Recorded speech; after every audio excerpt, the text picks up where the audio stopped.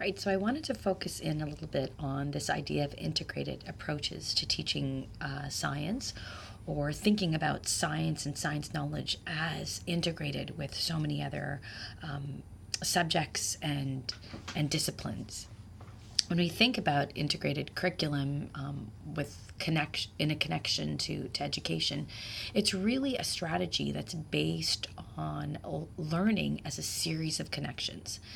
And it can be very, very beneficial to learners to actually teach science as it's connected to these other spaces, other places, whether it's social, political, environmental, so many aspects, economical, and so on. So there is a lot of research already on how integrated curriculum or integrated education can be seen in the classroom as a way that it cuts across the subject matter lines, bringing together various aspects of subjects into a meaningful association, which allows us to focus on maybe broader areas of study in a more, holistic sense, but we can still take moments to delve in quite deeply around particular concepts around science, or even particular controversial issues around science, or current events in science as well.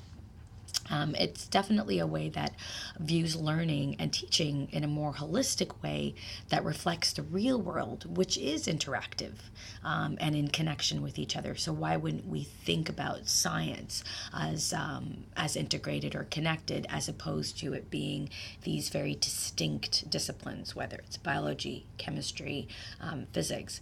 And there is, of course, merit in understanding these subjects in discrete ways.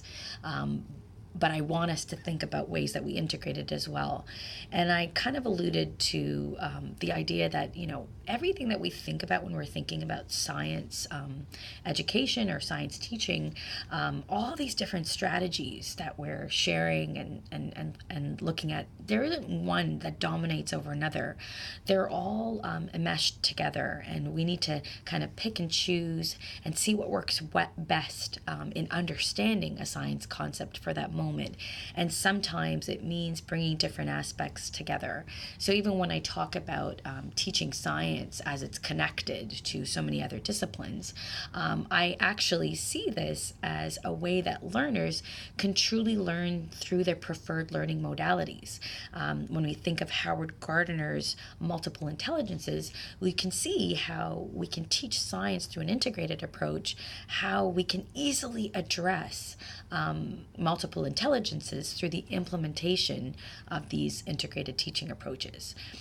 So that's a means of really, really making sure that we are connecting to every learner, even if someone isn't, very enthusiastic about science or a science concept.